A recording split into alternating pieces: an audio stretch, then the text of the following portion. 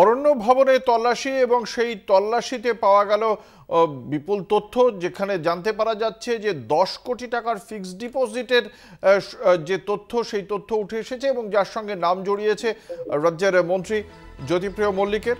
অরণ্য ভবনে ইডির এই ম্যারাথন তল্লাশিতেই উঠে এসেছে এই তথ্য। বিশদে জানবো এই বিষয়ের কি তথ্য রয়েছে, কি তথ্য পাওয়া যাচ্ছে ইডি সূত্রে। আমাদের সঙ্গে রয়েছেন আমাদের প্রতিনিধি রিয়া মাঝি। রিয়া, এই 11 ঘন্টার তল্লাশি অভিযানে ইডির কাছে ঠিক কি তথ্য উঠে এসেছে? একদমই তোমাকে জানিয়ে রাখবো, দেখো অরণ্য ভবনে যে ম্যারাথন তল্লাশি চলেছে, এনফোর্সমেন্ট ডিরেক্টরেট গতকালকে 11 ঘন্টারও বেশি ধরে এই তল্লাশি অভিযান চালিয়েছেন এবং তারপরেই যেটা দেখা যাচ্ছে যে জ্যোতিপ্রিয় মল্লিকের যে কেবিন রয়েছে এই অরণ্য ভবনে, সেই কেবিন থেকেই 10 কোটি টাকার একটি ফিক্সড ডিপোজিটের ডকুমেন্ট পাওয়া গিয়েছে, যেখানে দেখা যাচ্ছে যে জ্যোতিপ্রিয় মল্লিকের মেয়ে, স্ত্রী ও তার নাতি তিনজনের মিলিয়ে এই 10 কোটি টাকার একটি ফিক্সড ডিপোজিট এবং তাছাড়াও এলআইসির একাধিক ডকুমেন্ট সেখান থেকে উদ্ধার হয়েছে।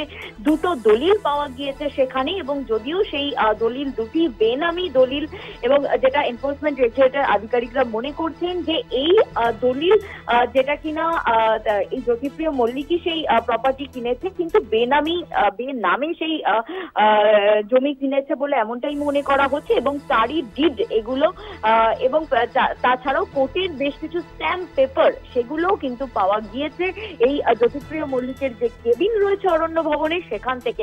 অর্থাৎ একাধিক যে গুরুত্বপূর্ণ ডকুমেন্টস মিলেছে, সেই ডকুমেন্টস গুলোকে নিয়েই কিন্তু এবার তদন্তকারী আধিকারিকরা তারা খতিয়ে দেখছেন যে, এবং আরো একটি গুরুত্বপূর্ণ বিষয় অঙ্কুর তোমাকে জানিয়ে রাখবো, যে এই যে কেবিন রয়েছিল সেই কেবিনে খাদ্য দপ্তরেরও বেশ কিছু ডকুমেন্টস মিলেছে, এবং যেগুলো দেখা যাচ্ছে যে খাদ্য দপ্তরের ডকুমেন্টস, এবং সেগুলোও রয়েছে এই কেবিনে।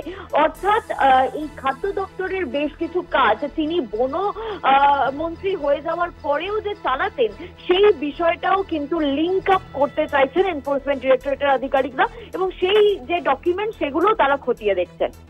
ধন্যবাদ। আমাদের সঙ্গে ছিলেন আমাদের প্রতিনিধি রিয়া মাঝি।